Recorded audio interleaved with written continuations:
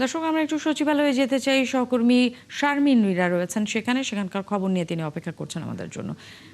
নীরা, একটু জানতে চাই, যে বৈঠকটি হয়েছে, প্রধানমন্ত্রী বলেছেন যে কোনো অবস্থাতেই দাম না বাড়াতে।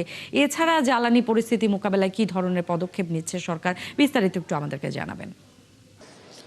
ধন্যবাদ আপনাকে।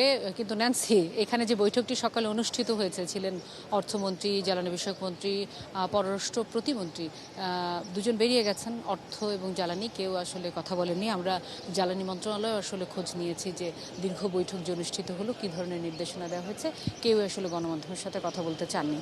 তবে জানাতে চাই যে তথ্যমন্ত্রীর আজকে সরকারের 1 মাসের কার্যক্রম নিয়ে একটি ব্রিফিং ছিল। সেখানে তিনি যেটি বলবার চেষ্টা করেছেন যে এই মধ্যপ্রাচ্যের সংকটের কারণে জ্বালানি তেলের সংকট শুধু বাংলাদেশের বাজারেই নয়, সারা পৃথিবী জুড়ে তার প্রভাব পড়েছে। কিন্তু এখনও পর্যন্ত এই সরকার তেলের দাম যে বাড়ায়নি, এটি নিঃসন্দেহে আশা জাগায়নি এবং দাম বাড়বে না এমনটাও কিন্তু আমাদেরকে তিনি আশ্বস্ত করেছেন।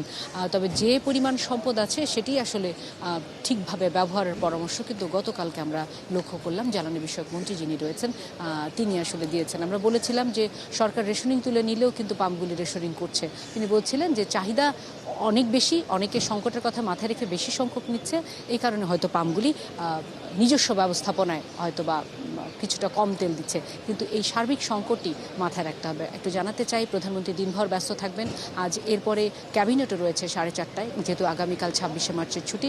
ক্যাবিনেটের পরে হয়তো আমরা জানতে পারবো যে প্রধানমন্ত্রী আসলে এই যে বৈশ্বিক সংকট, জ্বালানি সংকট মোকাবেলায় কী ধরনের নির্দেশনা দিয়েছেন, হয়তো ক্যাবিনেট সচিব আমাদেরকে জানাবেন। এর বাইরে আপনাকে একটু জানাতে চাই যে আজকে পারচেজ, এই সরকারের প্রথম ক্রয় সংক্রান্ত মন্ত্রী পরিষদের যে বৈঠকটি সেটি অনুষ্ঠিত হওয়ার কথা রয়েছে 3টায়।